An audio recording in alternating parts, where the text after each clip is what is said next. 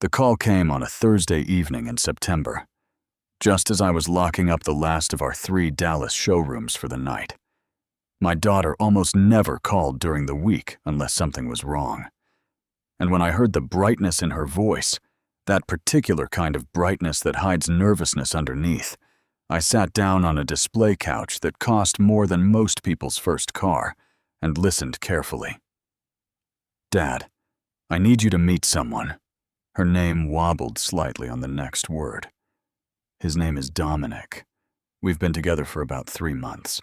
I know that's not long, but I really need you to meet him. Can we do Sunday dinner?" I told her, of course. I told her I'd cook the lamb chops she'd loved since childhood.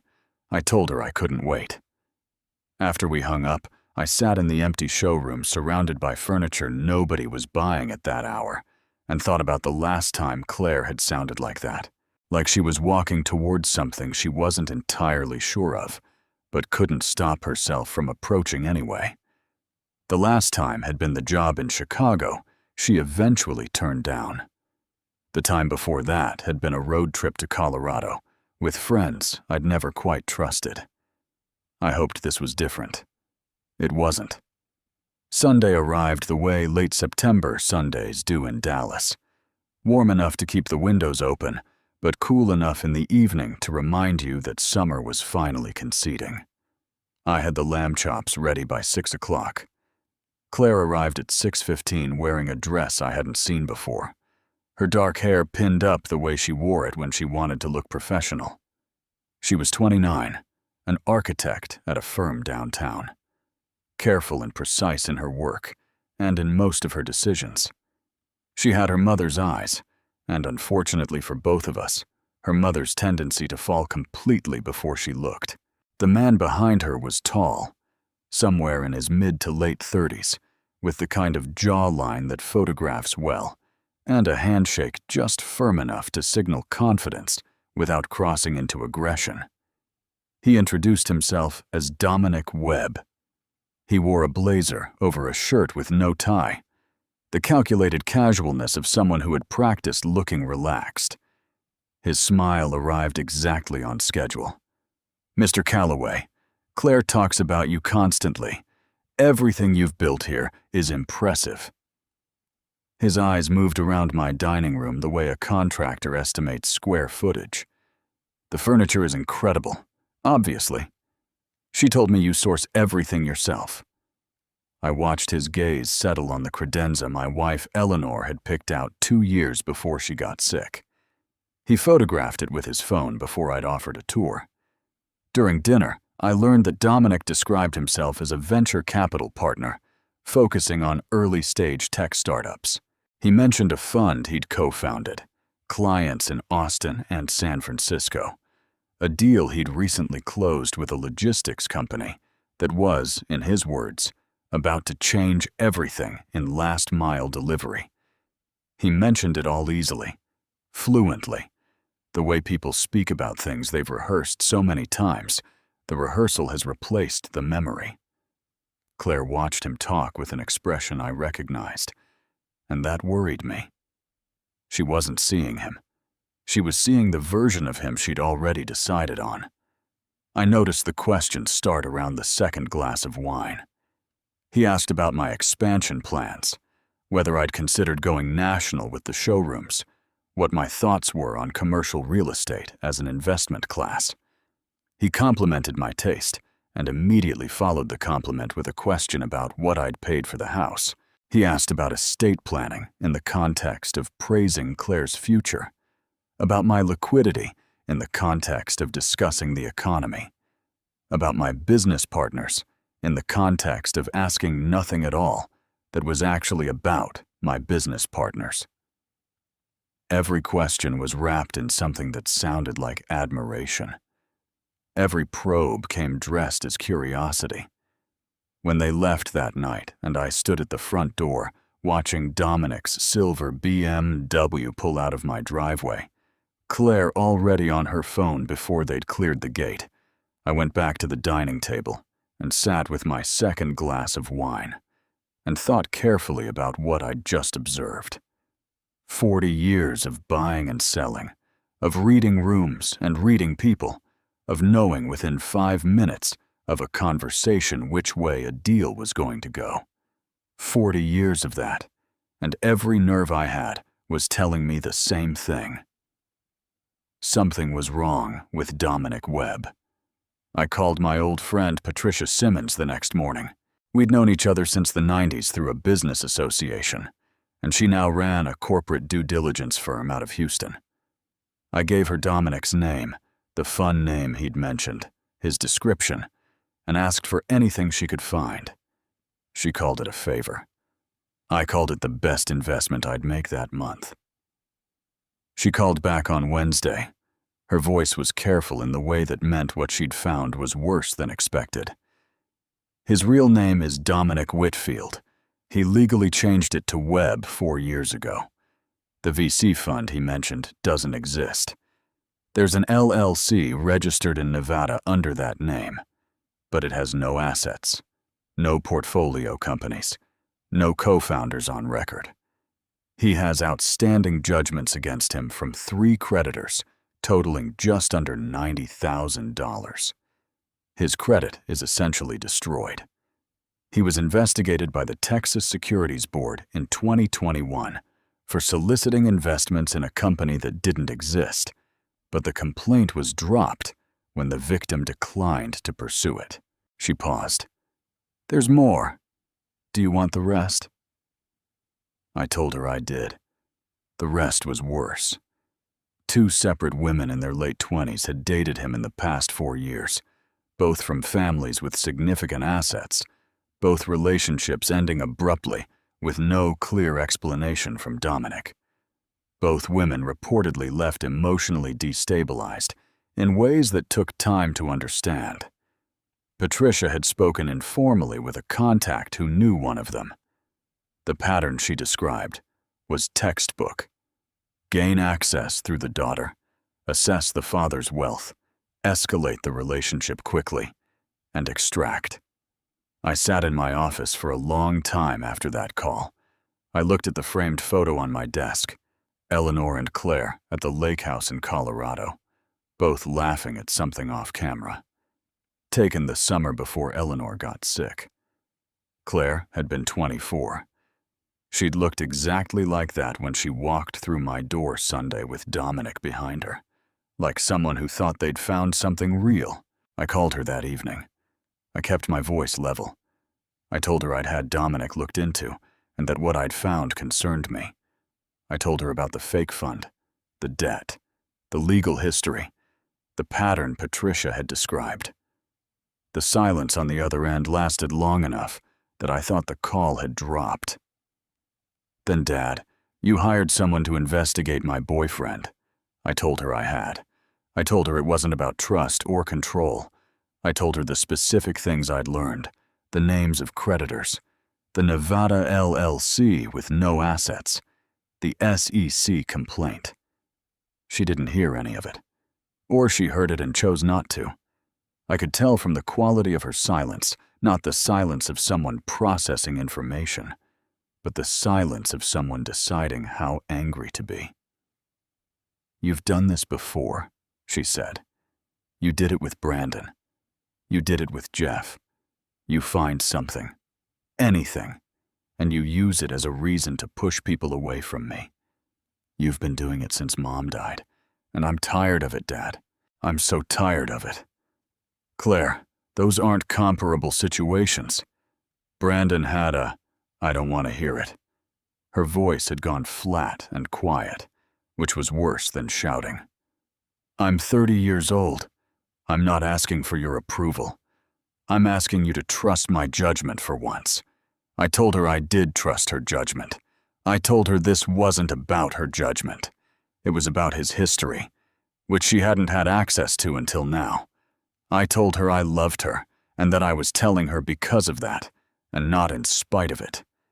She told me not to call her until I was ready to apologize. The line went silent. I set the phone down on my desk next to Eleanor's photo and looked at the 2 of them laughing at something I'd never know. And I thought about how Eleanor would have handled this, She'd always been the one Claire came to. She'd always been the one who knew exactly how much to say and when to stop. Without her, I was navigating blind, and I'd apparently just walked into a wall. The weeks that followed were quiet, in the way that empty houses are quiet. I worked. I drove between showrooms. I had dinner with Patricia twice and talked about everything except what was actually on my mind. I tried calling Claire 3 times. 3 times the call went to voicemail. I left messages that I tried to make sound casual and probably didn't. Then Patricia called again. "There's a development." She kept her voice steady, but I could hear something underneath it. "He just moved in with Claire, and there's a joint bank account. She's already deposited money into it. About $40,000 from what I can tell. Richard, there's also a new LLC filed in Delaware, a consulting company. He's the sole managing member. Claire's name isn't on it. $40,000. I asked if she was sure. She was sure. I sat with that for the rest of the day. The sole ownership, LLC, the offshore adjacent structure, the $40,000 from Claire's savings going somewhere she probably didn't fully understand. This wasn't just a man living beyond his means. This was someone who had engineered access to my daughter specifically to reach whatever he thought was behind her. And the answer to that question was everything I'd spent 40 years building. The engagement announcement appeared on Instagram 2 weeks later. A photo of Claire's hand with a ring that looked like it cost $20,000. Probably on credit he didn't have. And Dominic grinning beside her at a restaurant I recognized as being well outside what his person, fictional VC fund could support. The caption said something about forever and the right person and God's timing. It had over 800 likes by morning. I tried calling. Voicemail. I tried texting. No response. I wrote an email with the subject line. "Claire, please just read this." It bounced back the next day. She'd blocked my address. The formal invitation arrived by mail the following week, printed on heavy cardstock with gold embossing. An engagement dinner at the Stoneleigh Hotel in Uptown Dallas. Private dining room.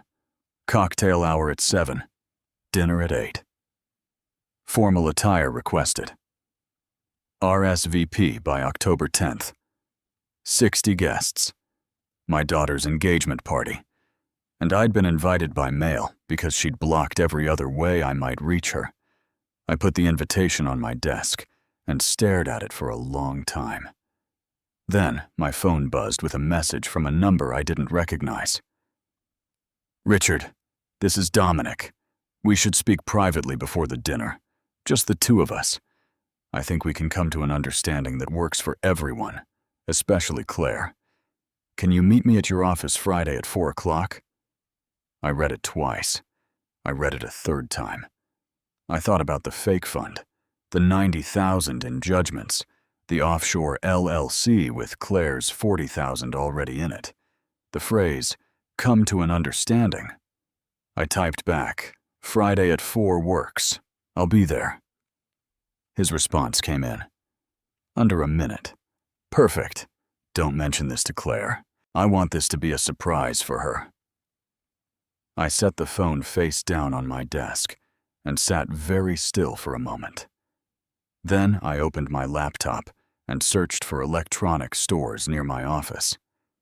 The young man at the store in Addison was patient and thorough. He showed me 3 options. The one I chose was roughly the size of a shirt button, magnetic backing, 36 hours of battery life, voice activated within a 25-foot radius. He told me that in Texas, one-party consent meant I could record any conversation I was personally part of without informing the other party. He said it so matter-of-factly that I wondered how often he had this particular conversation. I tested it twice in my car before Friday. The audio was flawless. Friday. At 4 o'clock, Dominic arrived in my showroom wearing the same calculated casual blazer. But without Claire beside him, his performance was different. Looser, more direct. He accepted the coffee I offered, looked around my office with undisguised assessment, and got to it faster than I expected. I appreciate you meeting me. He settled into the chair across from my desk like he owned it. Claire's been struggling with this situation between you two. It's affecting her at work, affecting her sleep. I know you care about her, so I know you don't want that. I told him I didn't want that. I kept my voice neutral and my hand still on the desk. He nodded. Good. Then I think we can resolve this simply. He paused, recalibrating. You know, I've been doing some research into your business. The Callaway Collection, 3 showrooms, real estate holdings, the warehouse property in Irving. Very impressive portfolio for a self-made operation. I told him, thank you. He smiled. The smile didn't involve his eyes. Starting a marriage is expensive. Building the kind of life Claire deserves requires real capital, especially when you're also building a business simultaneously. Our consulting firm is at a critical growth stage. The right investment now could mean everything. I asked him how much he was considering. He tilted his head slightly, pleased at the directness. $250,000 would get us through the first phase. Consider it a wedding gift, an investment in their future. You'd see returns within 18 months. He slid a folder across my desk, a business plan. Glossy, well-designed, full of projections that assumed revenue from clients who I was already certain didn't exist. I told him I'd need to review it carefully. I told him I'd want to discuss it with my accountant. His expression tightened almost imperceptibly. Of course, though the engagement dinner is next Saturday, having your support confirmed before then would mean the world to Claire. Even a commitment in principle, say $100,000 to start. I told him I understood the timeline. He left 20 minutes later, frustration smoothed over with practiced warmth. I sat in my office and played back the recording. Every word, his voice crystal clear. The business plan, the amount, the pressure around the timing of the dinner. It wasn't what I needed yet, but I was closer. Patricia called that evening with one more piece. She'd been tracking his communications through legal channels available to her firm, and she'd found something that changed the shape of everything. Dominic had a phone number he used separately from the one Claire knew about. That number had been in contact with 2 other women in the past 6 months, both with fathers in the same general wealth bracket as mine, both relationships at varying stages of development. He was running multiple operations simultaneously, something I hadn't fully considered. He wasn't just targeting Claire. He was rotating through options, accelerating whichever one showed the most promise. I asked Patricia to document everything she could. She told me she already was. The engagement dinner was held on the last Saturday of October. The private dining room at the Stoneleigh was the kind of space that knows it doesn't need to try hard. Dark wood, low lighting, white linens, the quiet confidence of money that's been comfortable with itself for generations. 60 guests filled it easily. Claire's friends from college and her firm, a few of Dominic's associates who I'd later learn were largely acquaintances he'd cultivated for appearances, some family friends who'd known me since Eleanor was alive. I arrived at 7 o'clock and made my way through cocktail hour with a glass of sparkling water, watching. Claire had not spoken to me directly since our last phone call, though she'd acknowledged my presence at the door with a hug that was brief and careful, like touching something she wasn't sure was safe. Dominic shook my hand with both of his, told me he was glad I was there, held my gaze a beat too long. At 7:45, my phone buzzed. The message was from Dominic's number. "Step out to the East Corridor. Now, we need to finalize our arrangement before dinner is served. Don't make a scene." I excused myself from the conversation I was half having with one of Claire's colleagues, set my water glass on a passing tray, and pressed the small button on the device I'd transferred from my jacket pocket to the breast pocket of my suit that morning. The indicator blinked once, barely visible. The East Corridor was a narrow hallway connecting the private room to the hotel's main passage, lined with framed photographs of old Dallas and lit with sconces that kept everything in amber. Dominic was waiting near the far end, hands in his pockets, the performance of calm that I now recognized as something he'd practiced in mirrors.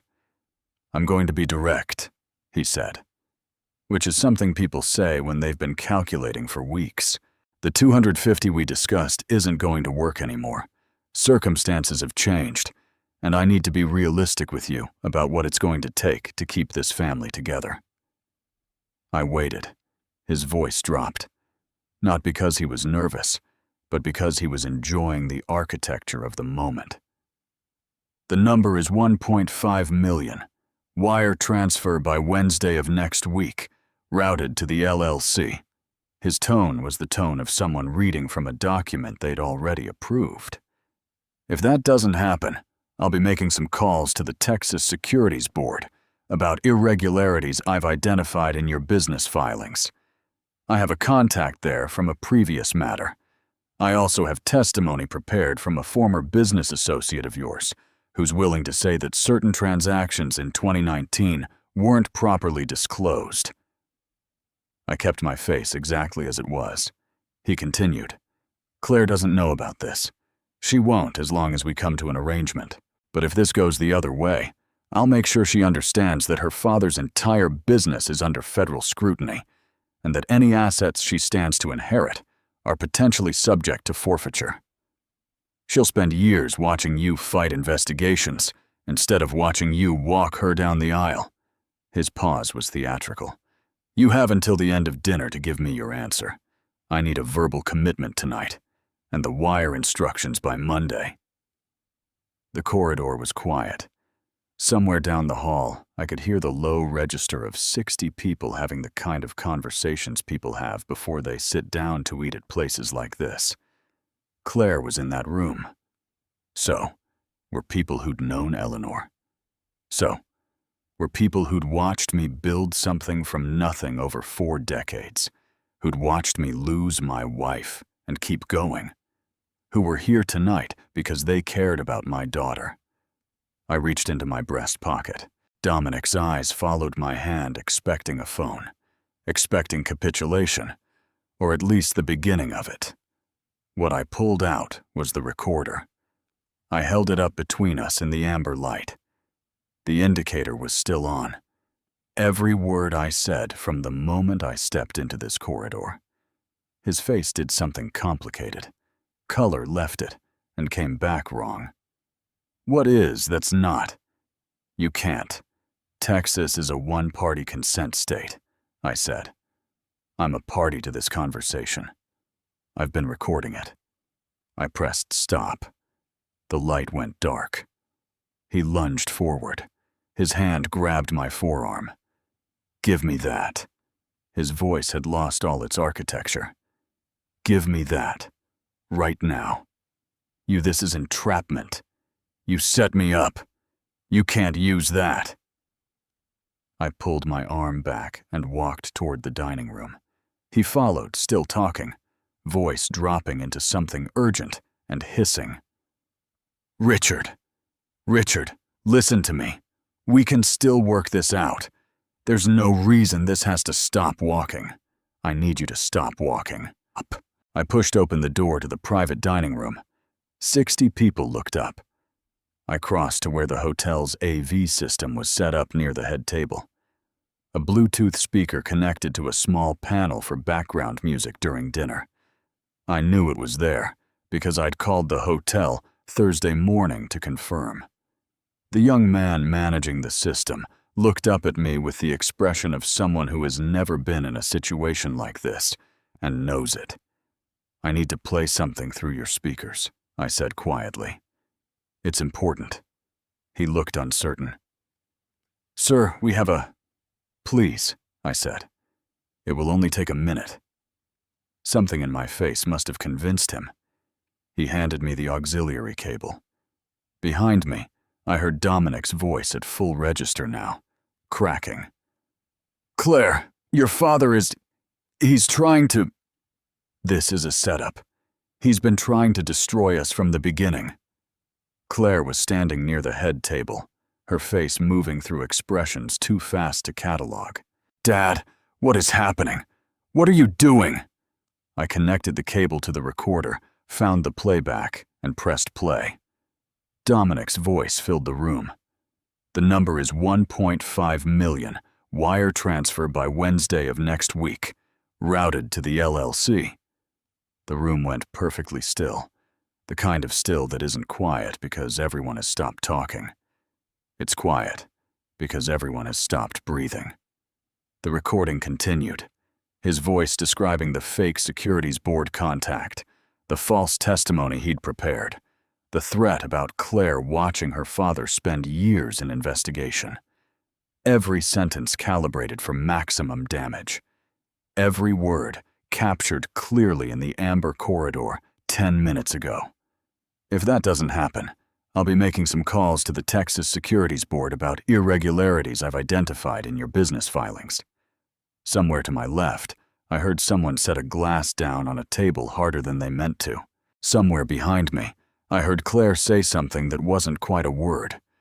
When the recording ended, the silence held for what felt like a long time. Dominic stood near the doorway. His face had undergone a transformation that I imagine most faces in that room had never seen in person. The complete and instantaneous collapse of a constructed identity. What was left underneath wasn't rage, exactly. It was exposure. The specific look of someone whose architecture has come down all at once. "Claire," he started. "That's not the context of that is. You asked me for $1.5 million. Her voice was very quiet. "That's your voice.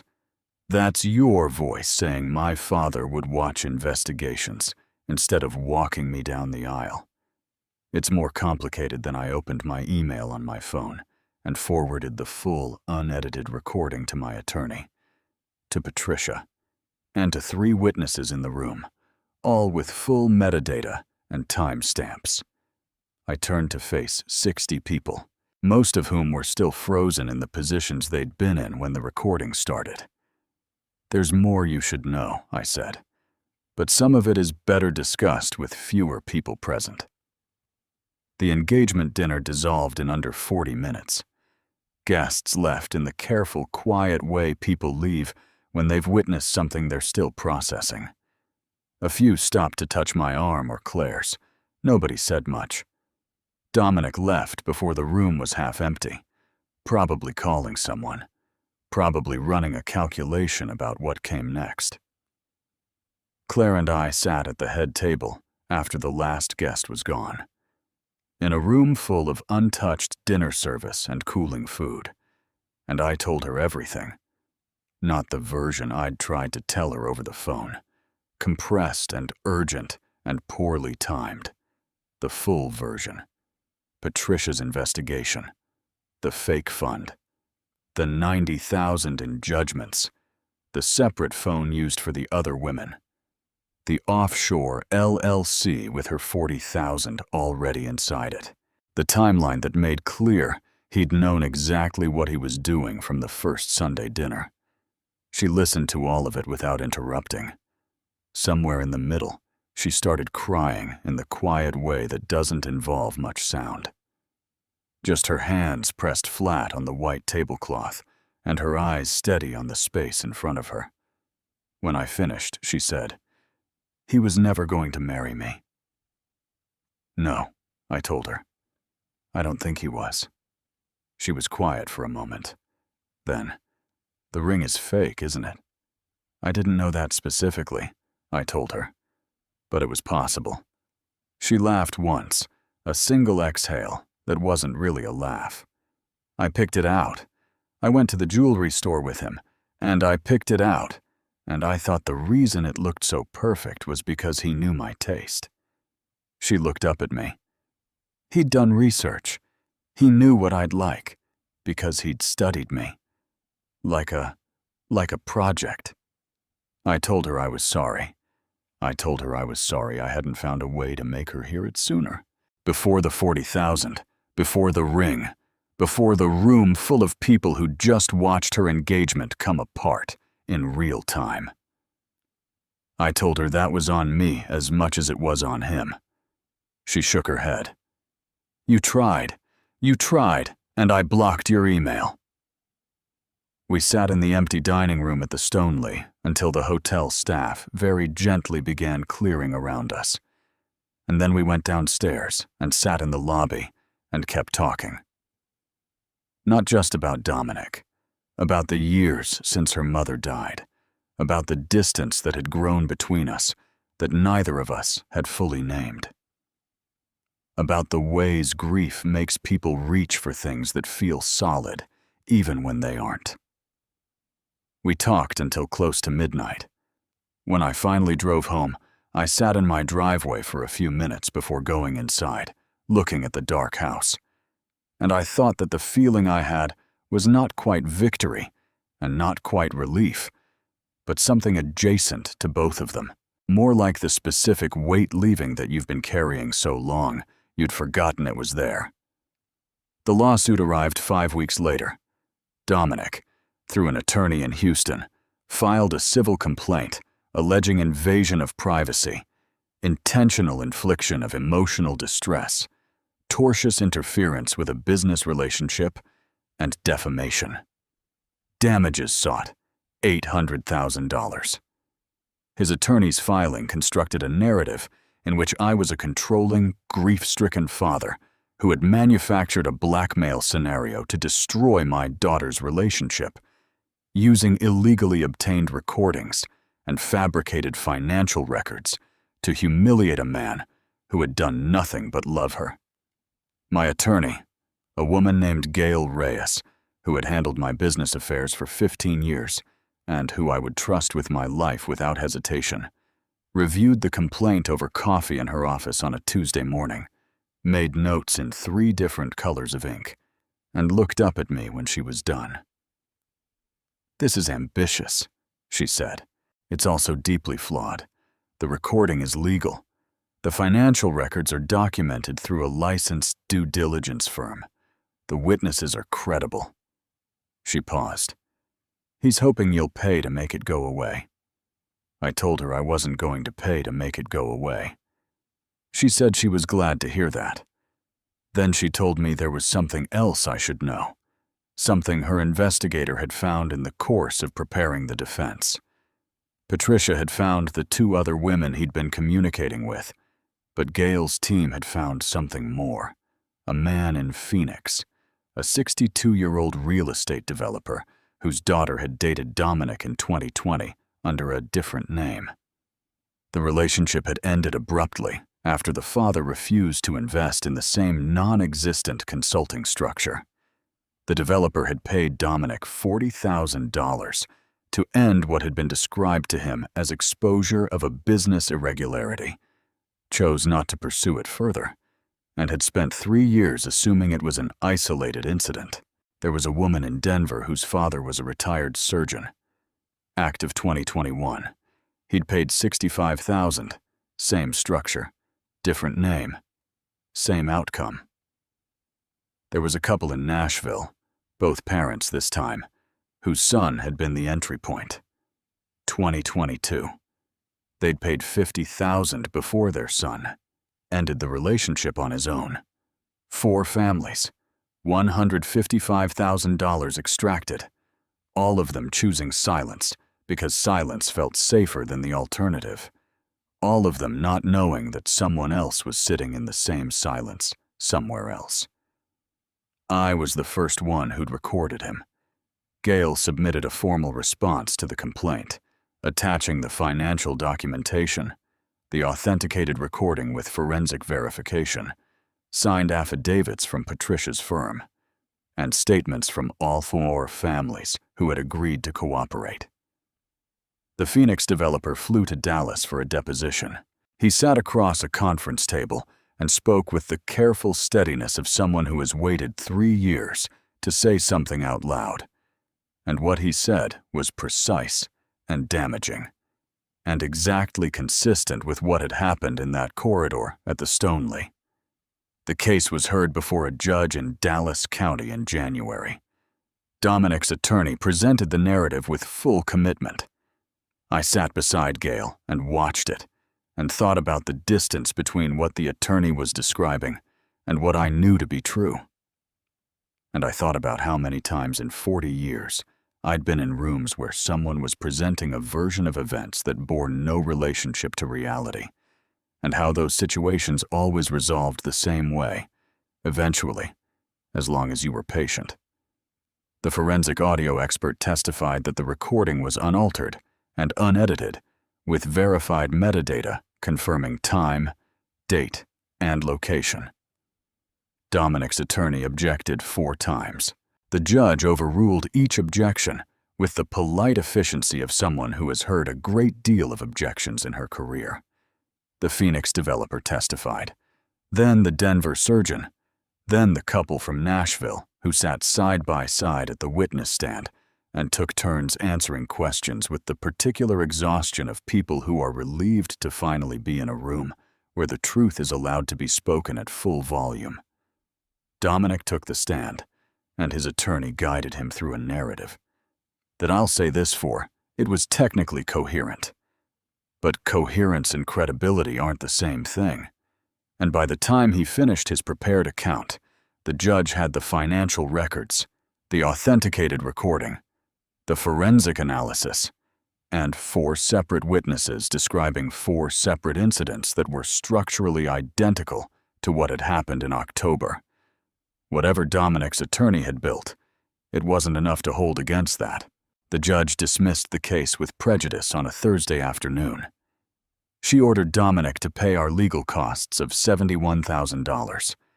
She referred the matter to the Dallas County District Attorney's Office and to the FBI's Financial Crimes Division, noting specifically the interstate nature of the pattern of conduct. I walked out of the courthouse into January air that was sharp and dry the way Dallas January can be when it decides to actually feel like winter. Gail was beside me going over the next steps, the DA referral, the civil recovery options for the 4 families, the timeline for the financial crimes investigation. I listened to all of it and nodded at the right moments and thought about Claire. She'd been in the courtroom. She'd sat through all of it. The forensic analysis, the 4 families, the full documented history of what Dominic had done and how long he'd been doing it. She'd heard the Phoenix developer describe the conversation with his daughter that preceded meeting Dominic, the way he'd been introduced at a gallery opening, the careful way the relationship had been constructed from the first moment. She'd heard the Nashville couple describe their son's face when they showed him the evidence. After the ruling, when Gail had finished her summary and gone back inside to collect her files, I found Claire standing by the fountain at the courthouse entrance. She was looking at it with the expression of someone who was very carefully not crying in public. She turned when she heard me. "He profiled me," she said. She said it like she was still deciding whether to believe it. "Before we ever met, he found me because of you, because of what you have. And he built a version of himself that he knew I'd fall for." "I think so," I said. Her voice was very even. "He researched what I liked, my design preferences, my aesthetic, the things I'd posted online. He wore what I'd respond to. He said what I needed to hear." She looked at me directly. "Dad, I deleted your emails. I blocked your number. I stood in a hotel corridor and listened to him threaten you for $1.5 million, and the look on his face when your recording started." She stopped, I waited. He wasn't even surprised, she said. He was calculating. He was already calculating what to do next. That was the most frightening part. There was no moment where he looked like he'd lost. He just moved to the next position. I told her that was what people like him did. That it wasn't about her specifically, not her judgment, not her perception, not some failure of intelligence or instinct. She'd been a tool in a calculation, and being deceived by someone who has spent years perfecting the deception isn't the same as being foolish. She was quiet for a moment. Then, you knew within a week of meeting him. I knew something was wrong. I didn't know what. How? I thought about it honestly. Because he was performing, I said. He was very good at it, but performing for an audience always has a slightly different texture than just being. And I've been in enough rooms with enough people over enough decades to feel that texture, even when I can't name it exactly. She looked at the fountain. Clear's throat. Mom would have known too. Yes, I said. She would have. We stood there for a while in the January cold, not talking exactly, just standing near each other, the way you can only stand near someone you've known your whole life, in the particular comfort of shared silence that doesn't require anything. The months that followed were quieter in the way that things go quiet after something large has passed through them. Claire took 2 weeks off work and then went back and threw herself into a project she'd had on hold for a year. She was seeing a therapist she liked, rebuilding a sense of her own instincts that Dominic had very systematically worked to undermine. She called me most Sundays. Sometimes we talked for an hour. Sometimes we talked for 10 minutes, and that was enough. The DA's office moved on the case in March. 3 felony charges: wire fraud, extortion, and conspiracy to commit financial crimes. Dominic's attorney negotiated a plea agreement in May that included 18 months in federal custody and mandatory restitution to the 4 families. He was photographed leaving the courthouse looking smaller than he had in any room he'd ever occupied in my presence. I heard about it from Gail and told Claire over Sunday dinner at my house. She absorbed it and said, "Good." And then, "More lamb chops, please." It was the most ordinary thing she'd said to me in months, and it was exactly right. I didn't find anything unexpected afterward. No new relationship, no dramatic turn. What I found was the version of ordinary life that you don't notice properly until you've spent a significant period of time in fear of losing it.